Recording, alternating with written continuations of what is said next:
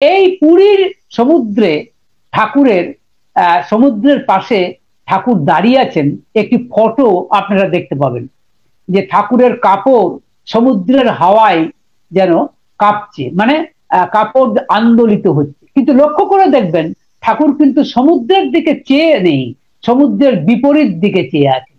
কারণ ঠাকুর কিন্তু সমুদ্রের দিকে চাইতে খুব একটা ভালোবাসতেন না, কোনো ভ্যাকেন্ট জায়গা ঠাকুরের পছন্দ হতো না। তাই এটাও কিন্তু দেখার জিনিস। আপনারা ঠাকুরের একটি ফটো নিশ্চয়ই দেখেছেন, যেটা স্নানের বলে, অনেকে বলে ঠাকুরের এটা স্নানের দৃশ্য, ঠিক তা নয়। এটি হচ্ছে সমুদ্রের ধারে ঠাকুর দাঁড়িয়ে আছেন সমুদ্রের বিপরীতে, অর্থাৎ সমুদ্রের যেদিকে ঢেউ তার বিপরীতে ঠাকুর দাঁড়িয়ে আছেন। অপূর্ব সুন্দর এই ফটো। আমি তো কি সুন্দর, মানে something unique this photo, if you can get it you must collect it. কারণ এটা তার পুরীধাম যাবার একটি বিশেষ সাক্ষ্য বিশেষ। আর পুরীধামের সঙ্গে আরেকটি ঘটনাও যুক্ত, সেটি হচ্ছে এই যে আমাদের যারা সৎসঙ্গী, যারা শ্রী শ্রী ঠাকুর অনুকূলচন্দ্রের ভক্তমণ্ডলী, তারা আমাদের সাধারণ ভোজনাগারের নাম দেয় আনন্দবাজার। এই আনন্দবাজারটা কিন্তু মাতা মনমোহিনী এই আনন্দবাজারের নামটি দিয়েছিলেন, এবং এই নামটি তিনি নিয়েছিলেন পুরীর জগন্নাথ দেবের যে মন্দির, সেখানে যে ভোজনাগার, সেইটির নাম আনন্দবাজার। সেইখান থেকে মাতা মনমোহিনী দেবী ঠাকুরের আশ্রমের ভোজনাগারের নাম দিয়েছিলেন আনন্দবাজার। আর ঠাকুরকে বলেছিলেন, অনুকূল, আমি দেখলাম জগন্নাথ দেবের মন্দিরে এই যে ভোজনাগার, সেটি ভারী চমৎকার, কিন্তু এখানে আমি দেখলাম এখানে কিন্তু পয়সা লাগে। তোমার কাছে আমার একটাই কথা, তোমার আনন্দবাজারে কেউ যেন ফিরে না যায়, খেতে না পেয়ে কেউ যেন ফিরে না যায়। ঠাকুর আমার আমৃত্যু আজীবন এই মাতৃ আজ্ঞা পালন করেছিলেন। আমরা জানি ঠাকুরের আনন্দবাজার থেকে কিন্তু কেউ বঞ্চিত হয়নি। আমরা সাধারণভাবে যে রাধা রানীর কথা ভাবি, সম্ভবত সেটা নয়। রাধা কথাটার মানে ঠাকুরের নিজে বলে গেছেন রাধা। রা কথাটার অর্থ ঠাকুরের বক্তব্য অনুযায়ী টু পুশ। ইংরেজিটাও কিন্তু ঠাকুরেরই বলা, আমার বলা নয়। রা কথাটার অর্থ টু পুশ, আর ধা মানে হচ্ছে সিজেশন, মানে থেমে যাওয়া। সুতরাং বিশ্ব ব্রহ্মাণ্ড যে আওয়াজের মাধ্যমে সৃষ্টি হয়েছে, যে শব্দের মাধ্যমে সৃষ্টি হয়েছে, সেটি হচ্ছে রাধা। তো সেই আওয়াজটা, সেটি হচ্ছে আদি যে স্পন্দন, আদি স্পন্দনটাই হচ্ছে রাধা। এই রাধার সঙ্গে আমরা সাধারণ মানুষ অনেকে মনে করে থাকি রাধা রানীর কথা, এবং রাধা কৃষ্ণের ফটোর সঙ্গে তুলনা করি। তা কিন্তু নয়, ব্যাপারটা তা নয়। কারণ হচ্ছে এটাই, দেখবেন ভগবান শ্রীকৃষ্ণের আরেকটা নাম হচ্ছে রাসবিহারী। রাসবিহারী মানে রাসে বিহার করেন যিনি। রাসবিহারী মানে শব্দে, শব্দে বিহার করেন যিনি, তিনি হচ্ছেন রাসবিহারী। তার শব্দ হচ্ছে, রাধা হচ্ছে তারই শাব্দিক রূপ। শাব্দিক রূপ হচ্ছে রাধা। ভগবান শ্রীকৃষ্ণই, অন্য কেউ নয়। এখানে একজন মা হিসেবে দেখানো হচ্ছে, মহিলা হিসেবে দেখানো হচ্ছে, তা নয়। এইটা আসলে যে বাঁশি দেখানো হয় ভগবান শ্রীকৃষ্ণের, সেটাই শব্দ, ওই শব্দ রাধা, কিন্তু এখানে সেটাকে একজন মহিলা হিসেবে দেখানো হচ্ছে। সেই মহিলার কথা ঠাকুর অনুকূলচন্দ্র বলেননি। ঠাকুর অনুকূলচন্দ্র এসে রাধা শব্দটা ব্যাখ্যা করে দিলেন, বলছেন টু পুশ, এবং দা মানে সিজেশন। এই যে একটা পুশ করার, মানে ধাক্কা দেওয়া হলো, এই যে আওয়াজ, যেটাকে আগে অনেক সাধক পুরুষ ওম শব্দের সঙ্গে তুলনা করেছে, ওম শব্দ, ঠিক আছে, কিন্তু ওম শব্দের চেয়েও আরো বেশি সর্বোচ্চার শব্দ হচ্ছে রাধা। সুতরাং রাধা হচ্ছে একটা শাব্দিক রূপ, তার সঙ্গে মানবী রাধা যে কথা আমাদের দেখানো হয়, বলা হয়, তার কোনো সম্পর্ক আছে বলে আমার জানা নেই। সুতরাং সেই অর্থে ঠাকুর অনুকূলচন্দ্র রাধাকৃষ্ণের ফটো রাখতে বলেছেন এরকম তো আমার জানা নেই। তিনি ভগবান শ্রীকৃষ্ণের কথা অবশ্যই বলেছেন, কারণ তিনি তো ওই রাধারই মূর্ত প্রতীক। তবে এটাও ঠিক, তিনি হচ্ছেন পূর্ববর্তী পুরুষোত্তম, তিনি বর্তমান পুরুষোত্তম নন। কিন্তু তার মানে এই নয় তাতে করে ভগবান শ্রীকৃষ্ণের কিছু কম হয়, অর্থাৎ তার কিছু গুণের খামতি পড়ে, তা নয়, বরং তার কথাটাই বেশিভাবে প্রমাণিত হয়।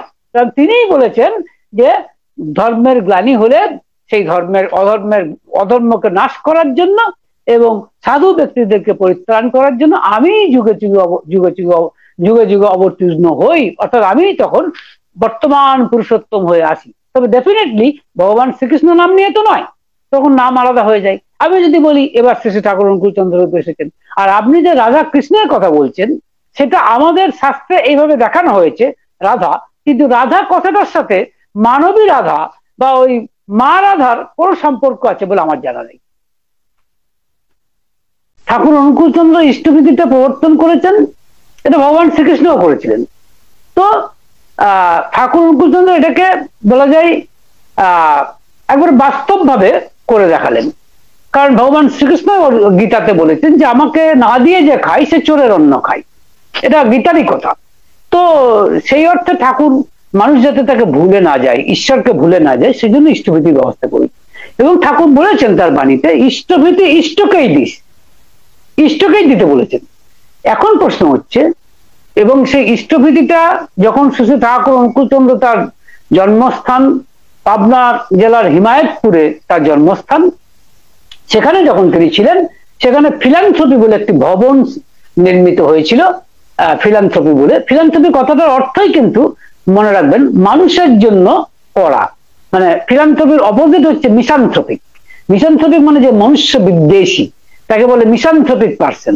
আর ফিলান্থ্রপি কথাটার মানে হচ্ছে, ঠাকুর কিন্তু ইংরেজি কথা, এটা মনে রাখবেন, ঠাকুর অনেক ইংরেজি কথা ব্যবহার করেছেন। এই ফিলান্থ্রপি কথাটা হচ্ছে ইংরেজি কথা, ফিলান্থ্রপি মানে হচ্ছে মানুষের জন্য।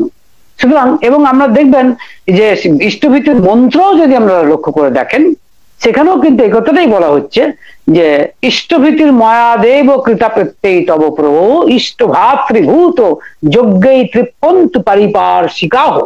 অর্থাৎ ইষ্টভীতি কিসের জন্য বলছেন, যে এই সমস্ত ভূত যজ্ঞ, পারিপার্শ্বিকের যজ্ঞ, এবং অবশ্যই ইষ্টের জন্য, সমস্ত মিলিয়ে হচ্ছে ইষ্টভীতি। শুধুমাত্র ভূতযজ্ঞ মানে কিন্তু বলা হয় ভূত বর্গ, অর্থাৎ কুকুর বিড়াল এদের জন্য আপনাকে কিছু দিতে হবে, খাওয়াতে হবে, এটা হচ্ছে, এটাও ইষ্টভীতির একটা কাজ। এবং পারিপার্শ্বিকের উন্নতির জন্য আপনাকে খরচা করতে হবে, এটাই হচ্ছে ইষ্টভীতি করার জন্য বলছে। এবং ডেফিনেটলি এটা করলে ঈশ্বরে খুশি হন, সেই জন্য ইষ্টভীতি করে। তো ইষ্টকে দিস মানে তখন যখন ঠাকুর অনুকূলচন্দ্র দেহে ছিলেন তখন তিনি ফিলান্থ্রপি ভবন নির্মাণ করেছিলেন এবং সেখানে প্রেরিত হতো, সেখানে ছাড়া অন্যত্র কোনো জায়গা দেওয়ার নিয়ম ছিল না। এবং সে প্রশ্ন ওঠেনি। কেন প্রশ্ন ওঠেনি? কারণ ঠাকুর, এটা তো ঠাকুরই প্রবর্তন করেছেন, তিনি বেঁচে আছেন, তার কাছেই দেবে মানুষ, সে স্বাভাবিকভাবে সেই প্রশ্ন। কিন্তু প্রশ্ন আসছে যখন তিনি দেওঘরে গেলেন। দেওঘরে যখন তিনি গেলেন, সেই বাধ্য হলেন যেতে জন্মস্থান বা ইয়ে করে, সেই দেওঘরে গিয়ে তিনি, দেওঘরে যেহেতু তিনি গেছেন, অনেকেই দেওঘরে ইষ্টভীতি পাঠিয়েছেন, তখন কি তিনি বলেছিলেন যে হিমায়তপুরে ইষ্টভীতি না দিতে? তাও তো তিনি বলেননি। কাজেই সেটাও ইষ্টস্থান, সেখানেও বলেছেন। এবার প্রশ্ন হচ্ছে, অনেকে মনে করেন যেমন গিডনিতে তো ঠাকুর অনুকূলচন্দ্র তার দেহ নিয়ে সেখানে লীলা করেননি, এটা ঠিক, কিন্তু সেটা ইষ্টস্থান হিসেবে গণ্য হবে কিনা এটার ব্যাপার হচ্ছে। ঠাকুর অনুকূলচন্দ্র যদিও জন্মেছিলেন পাবনা জেলার হিমায়তপুরে এবং হিমায়তপুরে জীবনের 58 বছর লীলা করেছেন এবং দেওঘরে 22 বছর, 22.5 বছর মতো লীলা করেছেন, ঠিক সেই অর্থে সেটা ইষ্টস্থান এবং তীর্থস্থানও বটে, কিন্তু সেই অর্থে গিডনি আমাদের কাছে সেই অর্থে ইষ্টস্থান নয়। কিন্তু যদি গভীরে দেখি তাহলে কিন্তু তিনি বলছেন যে, রেফারেন্স দিয়ে বলছেন যে বলছেন বড় খোকাই হোক, কেষ্টদাকে যখন বলেছিলেন, এই প্রশ্ন যখন কেষ্টদা করেছিলেন, আপনারা আলোচনা প্রসঙ্গে পাবেন, যখন বলছেন যে, তিনি বলছেন বড় খোকাই হোক, আর কি বলে, মনি হোক, কাজলাই হোক, আর আপনারাই হন, আমি যা বলেছি সেগুলো করুন। এই যে কথাগুলো, দীক্ষা শিক্ষা বিবাহ, এবং এ কথাটাও তিনি বলছেন যে ইষ্টের কাজ করার কথা। তো এমন কথা তো তিনি কোথাও বলেননি যে কেবল হিমায়তপুরেই দিতে হবে, কেবল দেওঘরেই দিতে হবে, এমন নির্দিষ্ট ভাবে তো তিনি কিছু বলেননি। তার কৃষ্টিজাত সন্তানেরাও তো তার সন্তান, সেই সন্তানকেও তো তিনি অস্বীকার করেননি। তার রেতজাত সন্তানও যেমন তার সন্তান, তার কৃষ্টিজাত সন্তান অর্থাৎ যারা ভক্ত তারাও তাই। যেমন ভগবান ঠাকুর তার সহস্ত লিখিত সত্যানুসরণে তিনি বলছেন যে তার অবর্তমানে তার সঙ্গে তার সাদৃশ্য পাবে, অর্থাৎ তাকে অনুসরণ করে চলেন, যে তাকে অনুসরণ করার কথা তিনি বলছেন, কই সেখানে তো তিনি এমন কোন কথা কাউকে তো নির্দিষ্ট করে বলছেন না। অর্থাৎ এমন কোন ভক্তও হতে পারেন, তার সন্তানেরাও কিন্তু তারই ভক্ত, এটা মনে রাখতে হবে। সুতরাং তার ভক্ত, হ্যাঁ নিশ্চয়ই তার সন্তানের মধ্যে যদি তাকে পাওয়া যায় ওয়েল অ্যান্ড গুড, সবচেয়ে ভালো। কিন্তু যদি কোনো ভক্তের মধ্যে তার গুণগুলোকে আমরা দেখতে পাই, তাহলে সেখানে এবং সেই জায়গাটাকে কেন্দ্র করে যদি একটা ইষ্ট স্থান গড়ে ওঠে, সেখানে যে ইষ্টভীতি দেওয়া যাবে না এমন কোথাও কোনো গ্রন্থে বলা আছে বলে আমার জানা নেই। শুধু সেই অর্থে হয়তো সৎসঙ্গ গিদনি ইষ্টভীতি গ্রহণ করে থাকে, যেহেতু এমন কোন রিজিড কথা ঠাকুরের বলা নেই যে এটা হিমায়তপুরে দিতে হবে বা দেওঘরে দিতে হবে। ডেফিনেটলি যখন তিনি দেওঘরে হিমায়তপুরে ছিলেন তখন তো হিমায়তপুরে দেওয়া তো কোনো প্রশ্নই উঠতো না। যখন তিনি দেওঘরে এলেন অনেকেই দেওঘরে দিয়েছে, কিন্তু তিনি এমন কথা বলেননি যে আমাকে দেওঘরেই দিতে হবে। অনেকে তো হিমায়তপুরেও দিয়েছেন ঠাকুর বর্তমান থাকাকালীন। সেখানে কি সেগুলোকে তিনি কি ইষ্টভীতি রূপে গ্রহণ করেননি? করেছেন। কিন্তু প্রশ্ন আসছে গিদনির ক্ষেত্রে, আপনারা যেটা বলছেন, কারণ গিদনিতে ঠাকুর যেহেতু লীলা করেননি সেইখানে প্রশ্নটা আসছে। কিন্তু ব্যাপারটা এরকম যে তার কৃষ্টিজাত সন্তানেরা তারা মনে করেছে যে শেষে ঠাকুরকে অবিকৃত ভাবে পরিবেশন করতে গেলে একটি আলাদা আশ্রম করার প্রয়োজন আছে, এবং সেই আশ্রমটি সেখানেও তো তারা ঠাকুরকেই স্থাপন করেছেন, অন্য কাউকে তো নয়। সুতরাং তার যে ইষ্টভীতি মন্ত্রের যে অন্তর্নিহিত বাণী সেগুলো যাতে মূর্ত হয় সেই জন্য তারা ইষ্টভীতি গ্রহণ করছেন। যদিও বাস্তবে সেটা কতখানি পরিপালিত হচ্ছে, পরিপূরিত হচ্ছে, সেটা নিয়ে নিশ্চয়ই তর্কের অবকাশ আছে, সেটা আছে, সেটা নিয়ে আমি কিছু বলবো না। সেটা যেখানে হিমায়তপুরি বলুন বা দেওঘরই বলুন, সেখানেও যে 100% সেটা পরিপূরিত হচ্ছে কিনা সেখানেও তর্কের অবকাশ আছে। এইটা আমার বক্তব্য। অন্য কাউকে দেওয়া, সেখানে কিন্তু ব্যক্তি যদিও তিনি নিজে ব্যক্তি হিসেবে রাখেননি, তিনি কিন্তু ফিলান্থ্রপি অফিসেই রাখতেন। এবং এটাও বলে রাখি, তিনি কিন্তু তার ইষ্টভীতি কখনোই মানে অন্য কাজে ব্যবহার করেননি। তিনি কিন্তু যা মন্ত্রে বলেছেন, যেটা আমরা আবার বললাম যে ইষ্টভীতির মহাদেব কৃতাপ্রেত্যেই তব প্রভো ইষ্টভাতৃভূত যজ্ঞই তৃপ্পন্তু পারিপার্শ্বিকাহ। যার অর্থ হচ্ছে এটাই যে ইষ্টের জন্য, পারিপার্শ্বিকের জন্য, ভূত বর্গের জন্য, এদের জন্য তুমি এই ইষ্টভীতির পয়সা ব্যয় করবে, এটাই তার বক্তব্য। সুতরাং সেই দিক থেকে তাকালে তিনি তো নিজের জন্য সেই অর্থে ব্যবহার করেননি, কিছু হয়তো তিনি প্রণামী ব্যবহার করেছেন, তিনি ইষ্টভীতিটাও ব্যবহার করেননি। কেউ দেখাতে পারবে না কিন্তু যে তিনি ইষ্টভীতি নিজের জন্য ব্যবহার করেছেন, কেউ দেখাতে পারবে না, অন্তত আমার জানা নেই। তিনি প্রণামী থেকে নিজের যেটুকু প্রয়োজন সেটা ব্যবহার করতেন, কিন্তু ইষ্টভীতির টাকা তিনি গ্রহণ করেছেন আমার জানা নেই। কিন্তু পারিপার্শ্বিকের জন্য তাকে ব্যবহার করতে হয়েছে, এই আর কি। যে আজকালকার এই ডিজিটাল সিস্টেম যেখানে এসেছে, কম্পিউটার, সেখানে তো বিভিন্ন খাতে ভাগ করে দেওয়া যায়। আমরা এটাকে বলি ইষ্টভীতি, কিন্তু ঠাকুর তো শুধু ইষ্টভীতি, তার সঙ্গে তো অনেক কিছু যোগ করেছেন, এবং বিভিন্ন খাত আছে, যেমন আনন্দবাজার আছে, যেমন সংগঠনী আছে, যেমন কি বলে অনেক রকম, মানে অনেক রকমের খাত আছে। সেই খাতগুলোকে আলাদা আলাদা করে, ধরুন আমি কথার কথা বলছি, সাধারণ মানুষ তো অত বোঝে না, সে ইষ্টভীতি হিসেবে ধরা যাক মাসে 100 টাকা দিচ্ছে।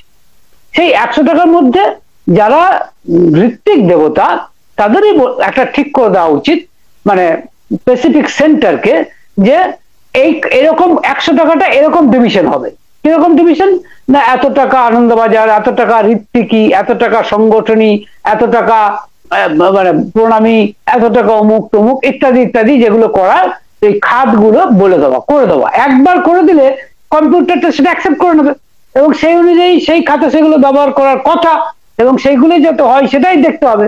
ভগবান কি ঠিক মানুষের মতো? এটা একটা প্রশ্ন। নাকি মাছের মতো?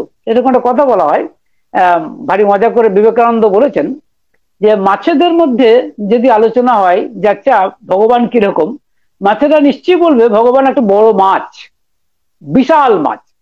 এরকম মানুষও কিন্তু ভগবান বলতে শেষ পর্যন্ত মানুষকেই বুঝতে হবে তাকে। তারপর আরেকটা বিশাল, হয়তো বিরাট মানুষ, তার সব গুণ, তার কোনো দোষ নেই, এরকম একটা মানুষ জগতে। এবং এটা যে সত্য তার কিছুটা প্রমাণ আমরা পাচ্ছি বিভিন্ন জায়গায়। যেমন বাইবেলে ভগবান যীশুখ্রিস্ট বলছেন যে god has created man after his own image, মানে ভগবান মানুষকে সৃষ্টি করেছেন ঠিক তার মতন করে, তার চেহারার মতো করে। এবং যীশু খ্রিস্ট খুব মজা করে বলেছিলেন, তার ভক্তরা যখন জিজ্ঞাসা করেছিলেন যে আচ্ছা আপনি যে পরম পিতার কথা বলেন, সুপ্রিম ফাদারের কথা বলেন, কোথায় কোথায় শুনতে পায়, সুপ্রিম ফাদার কে, কই তাকে তো কখনো দেখিনি। তার ভক্তরা যখন জিজ্ঞাসা করছেন তখন যীশু খ্রিস্ট উত্তর দিয়েছিলেন যে you have seen me and you have not seen my father, মানে you have seen me but you have not seen my father, তোমরা আমাকে দেখছো আর আমার পরম পিতাকে দেখোনি। এর অর্থটা হচ্ছে খুব সহজ অর্থ, যে আমি পরম পিতা। তার মানে শেষ পর্যন্ত কিন্তু মানুষই ভগবান, ভগবান মানুষ হয়ে আসেন। এখন প্রশ্ন হতে পারে ভগবান কি শুধু মানুষ রূপে আসেন? না, এই বিশ্ব ব্রহ্মাণ্ডের সবকিছু তাঁরই সৃষ্টি, তিনি সবকিছু হতে পারেন, তিনি সবকিছু হতে পারেন, কিন্তু মানুষ হয়ে আসেন কেন? কারণ আমাদের মধ্যে ভগবানের প্রতি বিশ্বাসটা জাগিয়ে দেওয়া। তার কারণ হচ্ছে আজকের যুগে সব থেকে বড় সমস্যা, বিগেস্ট প্রবলেম কি জানেন? ক্রাইসিস অফ ফেথ, একে বলে ক্রাইসিস অফ ফেথ, বিশ্বাসের সংকট। মানে এমনকি ভগবানের ব্যাপারেও যারা বিশ্বাস করেন, যে ভগবানকে বিশ্বাস করি, তাদেরও বিশ্বাস কখনো কখনো টলে যায়, নানান কারণে টলে যায়। কারণ আমরা অনেক সময় মনে করি ভগবান সবটাই আমার ভালো করবেন, কেন এটা আমার খারাপ করলেন, কেন আমার বিপদ ঘটলো। ভগবানের প্রতি বিশ্বাস থাকা সত্ত্বেও হয়তো আমাদের বিশ্বাসটা একটু টলে যায়। তাই ক্রাইসিস অফ ফেথ এটা কিন্তু খুব হয়। তো ক্রাইসিস অফ ফেথটাকে কাটানোর জন্য, বিশ্বাসের এই সংকটকে কাটানোর জন্য ভগবান আসেন মানুষ রূপে। He comes as human being, মানুষ হিসেবে আসেন। এবং কেন আসেন? যাতে আমার বিশ্বাস হয়, so that I can believe in the existence of god. এবং একটা ঘটনা এই প্রসঙ্গে মনে পড়ছে আমার, যে এক অত্যন্ত পণ্ডিত মানুষ শ্রী শ্রী ঠাকুর অনুকূল চন্দ্রের কাছে এসেছিলেন। তিনি ঠাকুরকে জিজ্ঞাসা করছেন, আচ্ছা জিজ্ঞাসা বলবো না, রাজার একটা কোয়ারি ছুটছেন বা প্রশ্ন বলছেন, প্রশ্ন ঠিক নয়, একটা জিজ্ঞাস্য, যে তিনি তার মন্তব্যটা বলছেন এরকম, যে মহাভারতে যে শ্রীকৃষ্ণের কথা পাই তাকে আমরা বড়জোর সুপারম্যান বলতে পারি, অর্থাৎ অতিমানব বলতে পারি, কিন্তু ভগবান বলতে পারি না। কারণ যতই হোক তিনি রক্ত মাংসের মানুষ। শ্রী ঠাকুর অনুকূলচন্দ্র উত্তর দিয়েছিলেন, আমি কিন্তু ভগবান বলতে মানুষ ছাড়া আর কিছু বুঝি না। তেমন ভগবান যদি থেকেও থাকেন, তার সাথে আমার সম্পর্ক কি? তিনি আমাকে একটা তিলের নাড়ুও জুটিয়ে দেন না। যার মধ্যে সরৈশ্বর্য বিদ্যমান তিনিই তো ভগবান। তারপরে ঠাকুর বললেন, রবীন্দ্রনাথকে বাদ দিয়ে রবীন্দ্রনাথের কবিতা বুঝি না। দয়াবান ছাড়া দয়া থাকে কোথায়, তাকে বোধ করি কি করে? কি চমৎকার কথা ঠাকুর উত্তর দিলেন। মানে এই পণ্ডিত দাদাটিকে পরিষ্কার ঠাকুর বুঝিয়ে দিলেন। এই দাদাটি যখন বলছেন যে ভগবান, মানে শ্রীকৃষ্ণকে তিনি ভগবান বলতে পারেন না, কেন? রক্ত মাংসের মানুষ তিনি। অর্থাৎ এই পণ্ডিত দাদাটির মতে মানে ভগবান কখনোই রক্ত মাংসের মানুষ হয়ে আসতে পারেন না, বা রক্ত মাংসের মানুষ হতে পারেন না। This is the opinion of this scholar.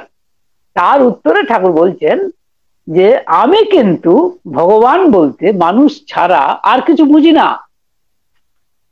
তেমন ভগবান যদি থেকেও থাকেন, অর্থাৎ ট্রান্সেন্ডেন্টাল গড, অরূপ নিরাকার ভগবান যদি থেকেও থাকেন, তার সাথে আমার সম্পর্ক কি? তিনি আমাকে একটা তিলের নাড়ুও জুটিয়ে দেন। তার মানে এই নয় যে ভগবান নিরাকার হতে পারেন না, তিনি সাকার নিরাকার। রামকৃষ্ণদেব বলছেন যে তিনি সাকার নিরাকার, সাকার নিরাকারের পরে আরো কত কি। সুতরাং একটা জিনিস পরিষ্কার বোঝা গেল যে ভগবান আসেন মানুষ রূপে। যখন তিনি মানুষ রূপে আসেন তখন সেই ভগবানকে বলা হয় পুরুষোত্তম, সুপ্রিম পার্সন। গীতাতে যাকে ভগবত গীতাতে যাকে বলা হচ্ছে পুরুষোত্তম, অর্থাৎ সুপ্রিম পার্সন। তিনি ভগবান শ্রীকৃষ্ণ যেমন এসেছেন সুপ্রিম পার্সন। কেন তাকে সুপ্রিম পার্সন বলা হচ্ছে, কেন তাকে পুরুষোত্তম বলা হচ্ছে? তার কারণ তিনি খরেরও অতীত, অক্ষরেরও অতীত।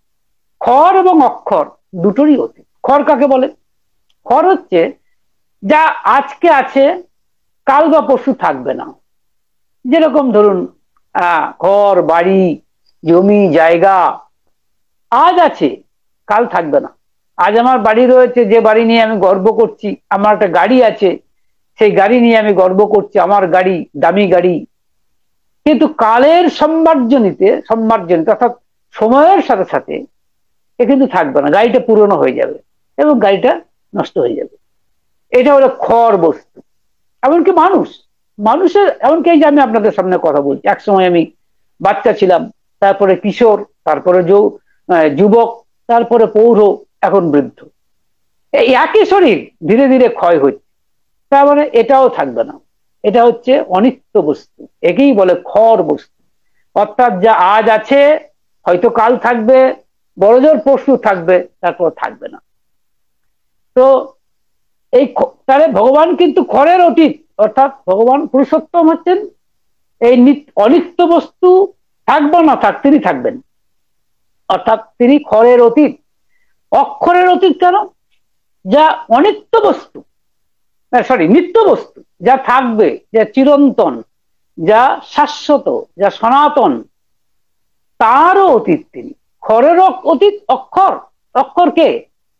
যে ধরুন আমি হয়তো মারা যাব, কিন্তু মারা গেলেও আমার মধ্যে যে আত্মা আছে তা থাকবে, এটা গীতা বলছে ভগবান শ্রীকৃষ্ণ, এবং অন্যান্য ধর্মগ্রন্থ তার সাপোর্ট আছে। কেউ কেউ সেটা মানুক বা না মানুক। আমি বৌদ্ধ ধর্মের কথা বলছি। ধরুন বৌদ্ধ ধর্ম যেমন ভগবানের অস্তিত্বে সেভাবে বিশ্বাস করে না, কিন্তু ট্রান্সমাইগ্রেশন অফ সোল, অর্থাৎ আত্মার পর্যায়ক্রমিক চলনকে তারা বিশ্বাস করে, ট্রান্সমাইগ্রেশন অফ সোল। সুতরাং এই আত্মা এটা আছে, ছিল, আছে, থাকবে। তার মানে এটা শাশ্বত, সনাতন, এবং মানে এটাকে বলে পুরাণাপি নূতন। অর্থাৎ মানে এটাকে গীতাতে বলা হচ্ছে যে এটা পুরানো অথচ চিরনূতন, এই আত্মা। তো এটা কি না নিত্য বস্তু। এই নিত্য বস্তুর অতীত হচ্ছে ভগবান বা পুরুষোত্তম। তাহলে পুরুষোত্তম তাকেই বলে। তো পুরুষোত্তম হয়ে যখন তিনি আসছেন, তিনি অনিত্য বস্তুরও অতীত, আবার নিত্য বস্তুরও অতীত। অর্থাৎ এই পুরুষোত্তমকে আমরা আর এক কথায় বলি ব্রহ্ম, এবং ব্রহ্মকে যিনি জেনেছেন তাকে বলি ব্রহ্মবিদ। যা বলা হয় যে ব্রহ্মবিদ ব্রহ্মৈব ভবতি, মানে যিনি ব্রহ্মকে জেনেছেন তিনি ব্রহ্মই হয়ে যান। কিন্তু এটার মানে এই নয় যে তিনি ভগবান হয়ে যাবেন। অর্থাৎ একজন শিষ্য কালে কালে গুরু হয়ে যাবে তা হয় না। তার কারণ সদ্গুরু হচ্ছেন ভগবান বা পুরুষোত্তম। এটা একদম সত্য কথা যে ভগবান যখন মানুষ রূপে আসেন তখন তাকেই বলা হয় পুরুষোত্তম। আর সেই পুরুষোত্তম একাধারে তিনি পুরুষোত্তম, তিনি আচার্য, এবং তিনি সদ্গুরু। ঠাকুরের একটি বাণী আছে ভারী চমৎকার, পুরুষোত্তম আসেন যখন, আচার্য গুরু তিনি সব, মানে তিনি সবকিছু, তিনি সদ্গুরু, তিনি সবার জীবন মেরু বলে এরকম একটা বাণী আছে। সুতরাং তিনি সদ্গুরু হিসেবেও আসেন, আর পুরুষোত্তম হিসেবেও আসেন, এবং আচার্য হিসেবে আসেন। আসলে তিনি পুরুষোত্তম একজনই আসছেন। সেই একটাই লোক, দুটো লোক নয় কিন্তু, তারা নন, একজনই, singular number. They are always singular number, they R never plural number. তারা কিন্তু কখনোই মানে বহু বচন নন, এক বচন। তাই ঠাকুর বলছেন ঈশ্বর এক এবং অদ্বিতীয়। আর দ্বিতীয় কথা কি বলছেন যে পুরাতন যারা ঋষি, পূর্বতন যারা ঋষি, তাদেরকে আমাদেরকে শ্রদ্ধা করতে হবে। যারা আমাদের পিতৃপুরুষ, পূর্ববর্তী পিতৃপুরুষ, তাদেরকে আমরা শ্রদ্ধা করব। আর কি বলছেন যে সত্তা সম্বর্ধনী যে বর্ণাশ্রম প্রথা, তাকে আমরা পালন করব, তাকে আমরা পূর্ণ মর্যাদা দেব। এবং তিনি বলছেন বর্তমান যিনি পুরুষোত্তম তাকেই গ্রহণ করব, তাকেই অনুসরণ করব। এটা ভুলে ভাববেন না যে অনেকে মনে করে তাহলে বর্তমান পুরুষোত্তমকে মানা মানে কি পূর্ববর্তী পুরুষোত্তমকে অস্বীকার করা। এর চেয়ে ভুল কিছু হতে পারে না। আসলে বর্তমান পুরুষোত্তমের মধ্যেই পূর্ববর্তী সমস্ত পুরুষোত্তমেরা বিদ্যমান থাকেন। কাজেই বর্তমান পুরুষোত্তমকে ধরলে আলাদা করে আর পূর্ববর্তী পুরুষোত্তমদের ধরার প্রয়োজন হয় না।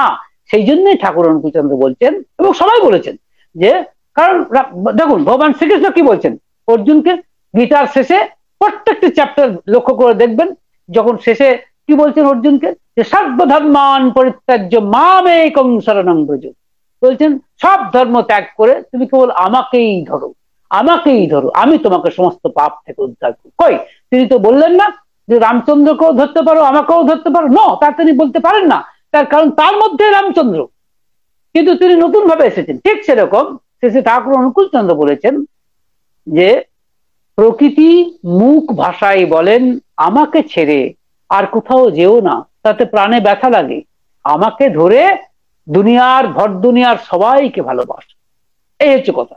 সুতরাং মানে বর্তমান পুরুষোত্তমকেই ধরতে হবে, বর্তমান পুরুষোত্তমকে অনুসরণ করতে হবে, এবং তিনি সবকিছু।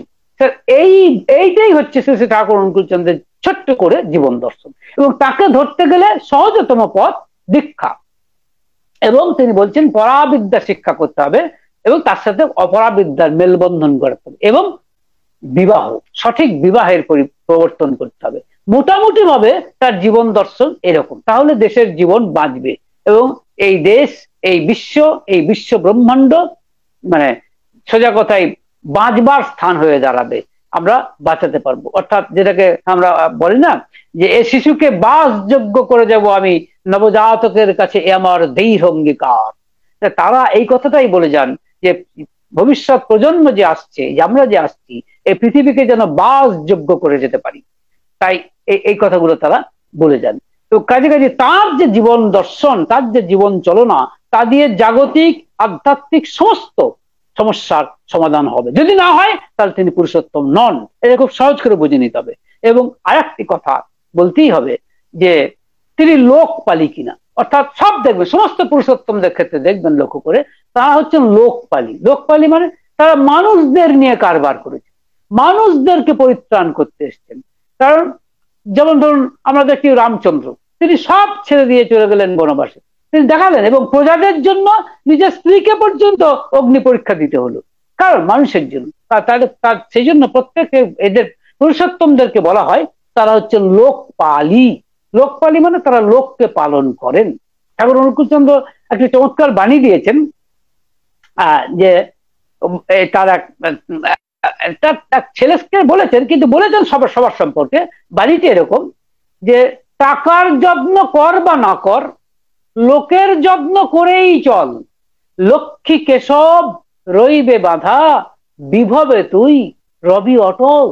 আবার বলছি, কি চমৎকার কথা বলছেন, টাকার যত্ন কর বা না কর, লোকের যত্ন করেই চল, লক্ষ্মী কেশব রইবে বাঁধা, বিভবে তুই রবি অটল। অর্থাৎ তুই যদি টাকার যত্ন করিস বা না করিস সেটা ফ্যাক্টর নয়, ফ্যাক্টর হচ্ছে লোকের যত্ন করিস কিনা, মানুষের সেবা করিস কিনা, মানুষকে দেখিস কিনা। বিবেকানন্দ পর্যন্ত বলছেন spiritualism is all about unselfishness, অর্থাৎ স্বার্থহীনতাই হচ্ছে আধ্যাত্মিকতার প্রথম এবং শেষ কথা।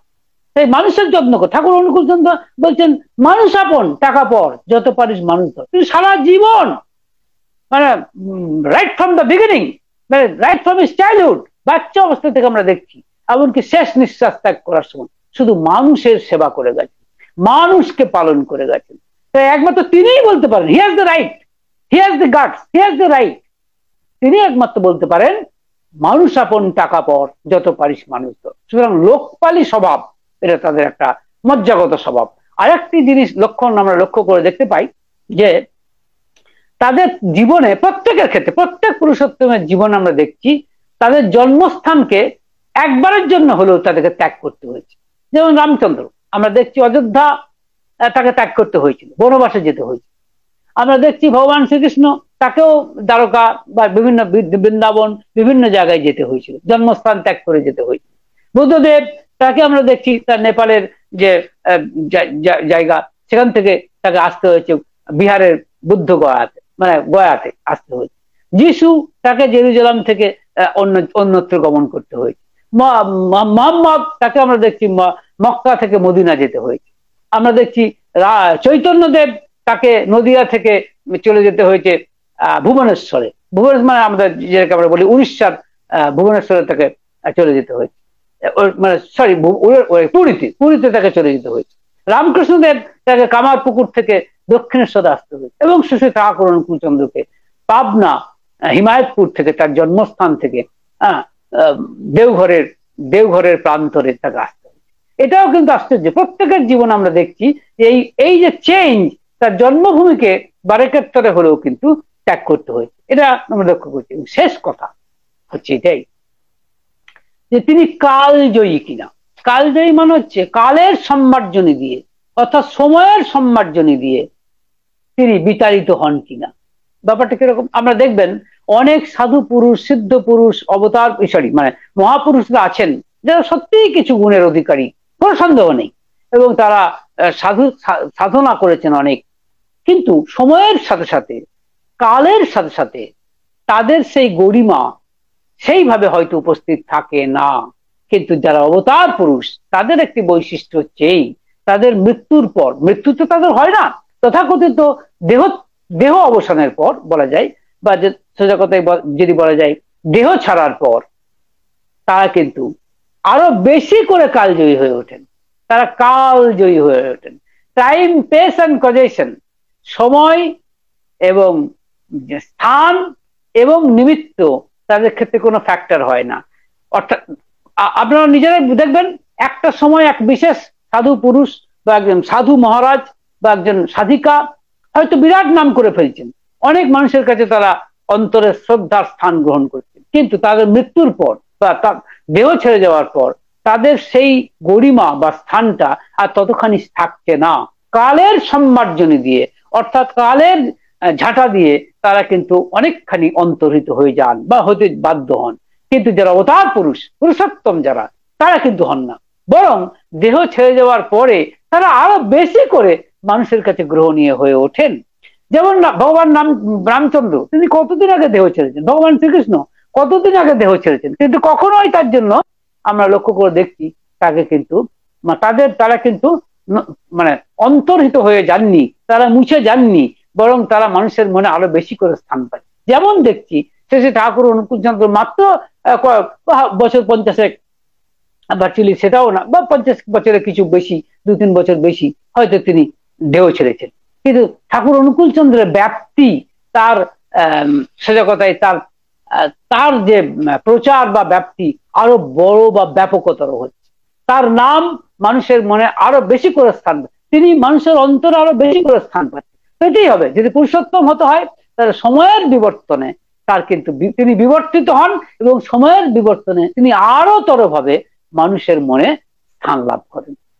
সুতরাং এই যে ঠাকুরের যে শিক্ষা পদ্ধতি, প্র্যাকটিক্যাল শিক্ষা, মানে থিওরিটিক্যাল নয়, অর্থাৎ সোজা কথায় যা মানে জীবনমুখী শিক্ষা, কর্মমুখী শিক্ষা, সেই কর্মমুখী শিক্ষার যে আদর্শ তা কিন্তু তিনি তার বাস্তব রূপ দিয়েছিলেন। এই প্রসঙ্গে আমার মনে পড়ে যায় ঠাকুর অনুকূল চন্দ্র যে শাণ্ডিল্য বিশ্ববিদ্যালয় করার কথা বলেছিলেন, সেখানেও কিন্তু ওই তপবন বিদ্যালয়ে যে ফ্রেম আপটা করে দেওয়া হয়েছিল, যে ভিত্তিপ্রস্তর স্থাপন করা হয়েছিল, সেটি কিন্তু অত্যন্ত কাজে লাগবে।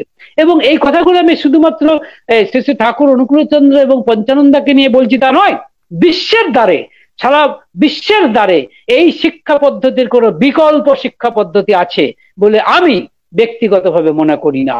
আজ শিক্ষা পদ্ধতি নিয়ে কত রকম আলোচনা হচ্ছে, কত রকম চিন্তা ভাবনা হচ্ছে, কিন্তু এই অদ্ভুত শিক্ষা পদ্ধতি যা নাকি মানুষকে দাঁড় করিয়ে দেবে, জীবিকা গ্রহণ করতে, বেকার থাকবে না।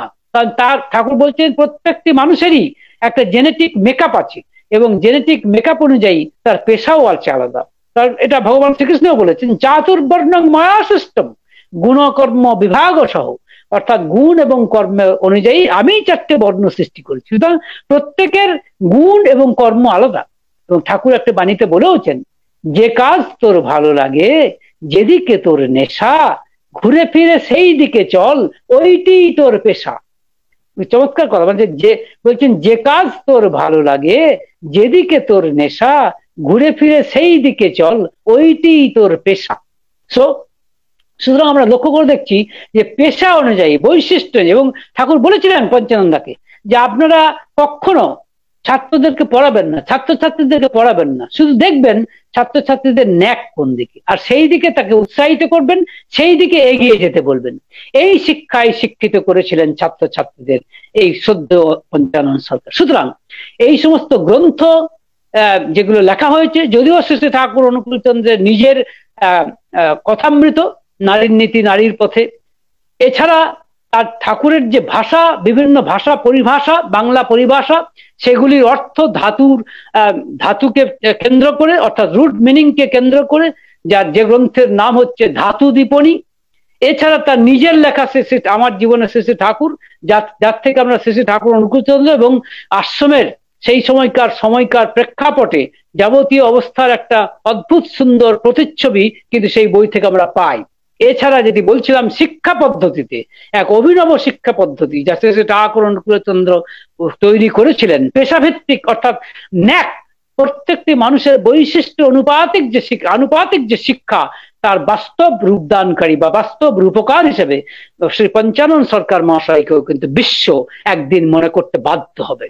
যত তাড়াতাড়ি সেটা বিশ্ব তাকে শ্রদ্ধা আনতে পারে এবং শ্রী শ্রী ঠাকুর অনুকূলচন্দ্রের এই শিক্ষা পদ্ধতিকে যত তাড়াতাড়ি বিশ্বের যারা শিক্ষা প্রণেতা বা শিক্ষা পদ্ধতির প্রণেতা, তারা যত তাড়াতাড়ি এটাকে এমব্রেস করতে পারে, যত তাড়াতাড়ি এটাকে গ্রহণ করতে পারে, এর ভিতরকার যে সারাসার তাকে গ্রহণ করতে পারে, সেটাই হবে সত্যিকারের নিবেদন, সত্যিকারের শ্রদ্ধা জ্ঞাপন। আমাদের ঠাকুর কিন্তু আলোচনা প্রসঙ্গে পরিষ্কার বলে দিয়েছেন, যখন ঠাকুরকে প্রশ্ন করা হয়েছিল যে একজন সৎসঙ্গী তিনি যখন মারা যান পরবর্তী জন্ম তার কেমন হবে, ঠাকুরকে জিজ্ঞাসা করা হয়েছিল। তার উত্তরে ঠাকুর বলেছিলেন পরবর্তী জন্ম ও তার নিঃসন্দেহে ভালো হবে। সুতরাং ঠাকুর আমাদের এই পরম ভরসাটি কিন্তু দিয়েছেন যে পরবর্তী জন্ম আমাদের যারা ঠাকুরের দয়াল ঠাকুরের চরণাশ্রিত হয়েছি, তাদের কিন্তু পরবর্তী জন্ম যে আরো তোর ভালো হবে এ বিষয়ে গ্যারেন্টি স্বয়ং দয়াল ঠাকুর দিয়েছেন, আর কেউ নয়। সুতরাং এইটুকু বলতে পারি যে যারা দয়াল ঠাকুরের একবার সদনাম নিয়েছেন, তাদের কিন্তু তারা ঠাকুরকে ভুলে গেলেও ঠাকুর কিন্তু আমাদের ছাড়বেন না। কারণ এই প্রসঙ্গে একটা কথা বলি, ঠাকুরকে মানুষ করেছিলেন বাচ্চা অবস্থায় বোসমা বলে একজন মা। তিনি ঠাকুরকে জিজ্ঞাসা করেছিলেন যে ঠাকুর, এই জন্মটা তো তোমাকে নিয়ে খুব আনন্দে কাটালাম, তো এই জন্মের পরজন্মেও তো তোমাকে পেতে চাই, তা সেটা পাবো তো? তখন ঠাকুর বলেছিলেন যে তোকে তোর মৃত্যুর পরে চিনতে পারি তবে তো। তখন বোসমা বলেছিলেন, ভারী আশ্চর্য কথা ঠাকুর, তোমাকে আমি জন্মাতে দেখলাম, তোমাকে আমি কোলে পিঠে মানুষ করলাম, আর তুমি বলছো আমাকে তুমি চিনতে পারবে না। ঠাকুর বললেন, খুব করে নাম করতে হয়, ওই নামের চিহ্ন দেখে তোকে চিনবো। ভারী আশ্চর্য কথা। দেখুন, বোসমা বলা যায় ঠাকুরের পালিতা মা, যেমন ভগবান শ্রীকৃষ্ণের ক্ষেত্রে যশোদা মা, ঠিক অতটা না হলেও বোসমাও কিন্তু ঠাকুরের পালিতা মা। এ প্রসঙ্গে বলেছেন বাঁচা বাড়াটাই হচ্ছে ধর্ম। তো একজন প্রশ্ন করেছিলেন যে শুধু বাঁচাটাই কি লক্ষ্য? ঠাকুর উত্তর দিয়েছিলেন, না, শুধু বাঁচাটা লক্ষ্য নয়, বাড়াটাও লক্ষ্য। তখন সেই দাদা প্রশ্ন করেছিলেন, বাড়াটা কি?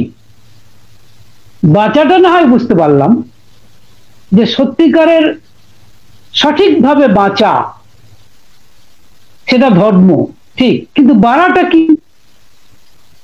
তাতে ঠাকুর উত্তর দিয়েছিলেন যে বাড়া হচ্ছে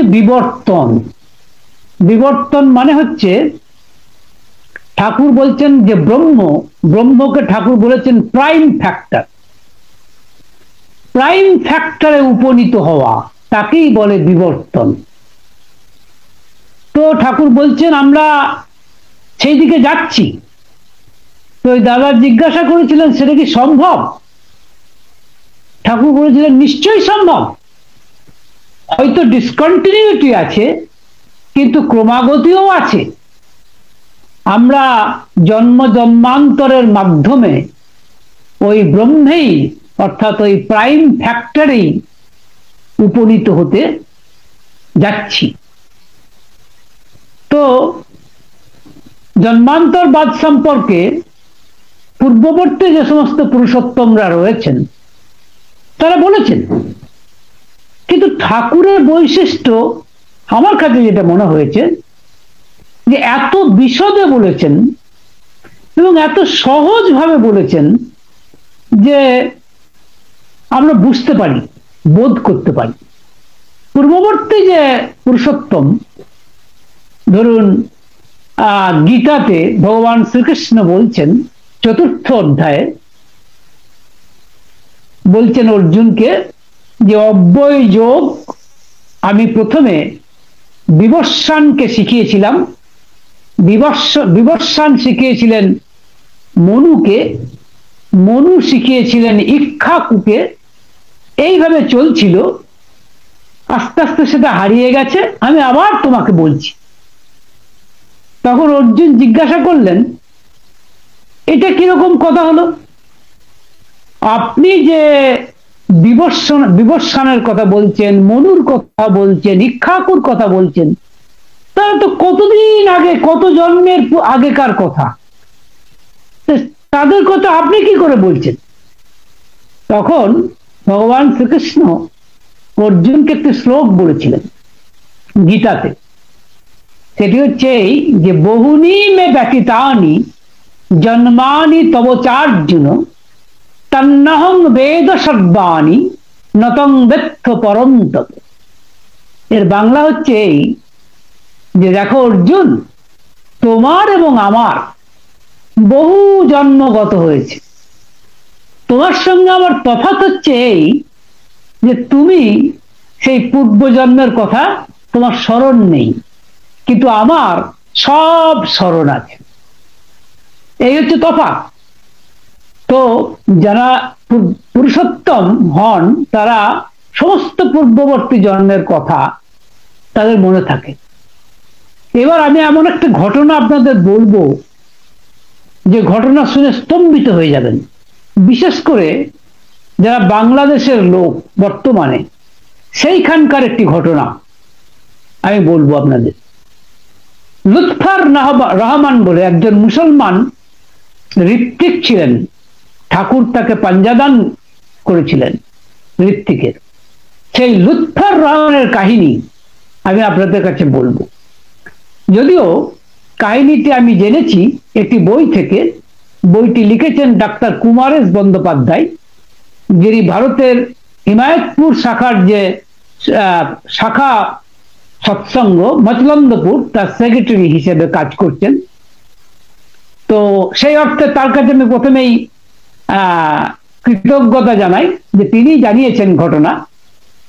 তা ঘটনা হচ্ছে এই যে লুৎফর রহমান প্রথম থেকেই, নাম শুনেই বুঝতে পারছেন যে তিনি মুসলমান, একজন মুসলমান, কিন্তু বাচ্চা অবস্থা থেকেই তিনি ধর্মপ্রাণ ছিলেন। তিনি নিয়মিত নামাজ পড়তেন এবং ধর্মের প্রতি তার অটুট টান ছিল। তো বাবা মা দেখছে যে ছেলের এত বেশি ধর্মের প্রতি টান, এই জন্য সংসারী হল না, তাই তাকে সংসারী করার জন্য একটি ভালো কন্যা দেখে বিবাহ দিলেন। ভাবলেন এবার ছেলে সংসারী হয়ে হবে এবং অতটা ধর্মানুরাগী না হয়ে সংসার করবে। কিন্তু তার জীবনটাই হচ্ছে ঈশ্বরের কাছে সমর্পিত, তার তো আর মানে ধর্ম বাদ দেওয়ার উপায় নেই। তো যাই হোক, কিছুদিন পরে তার স্ত্রী বলল যে তুমি এখন কি করবে, কিছু রোজগার পাতি করো। তখন বলছে কি করবো বলো তো। তখন স্ত্রী বলল আমার বাবা কাপড়ের ব্যবসা করে এবং ভালো রোজগার করে, তুমিও কাপড়ের ব্যবসা করো। আর শুনেছি পাবনাতে খুব ভালো শাড়ি পাওয়া যায়, সেই শাড়ি তুমি যদি পাবনা থেকে কিনে আনো তাহলে সেই শাড়ির ভালো দাম পাওয়া যায় এবং লাভও হয়, আর শাড়িগুলো খুব ভালো। তো স্ত্রীর কাছে এই কথা শুনে তিনি স্থির করলেন যে সত্যিই তো, সংসারে রয়েছি, রোজগার তো করতেই হবে। তাই তিনি ব্যবসা করার উদ্দেশ্য নিয়ে তিনি বেশ কিছু টাকা পয়সা নিয়ে পাবনার উদ্দেশ্যে যাত্রা করলেন। তিনি কিন্তু যশোরের মানুষ, যশোর জেলার মানুষ। তো ঈশ্বরদী স্টেশনে তিনি যখন ট্রেনের মধ্যে যাচ্ছেন একা একা, কোনোদিন পাবনা যাননি তার আগে, তখন তিনি দেখছেন যে হাফ হাতা সাদা পাঞ্জাবি এবং কালো পাড় ধুতি পরা এক ভদ্রলোক উঠলেন। আপনাদের জানিয়ে রাখি, তার নাম সুবোধ সেনগুপ্ত।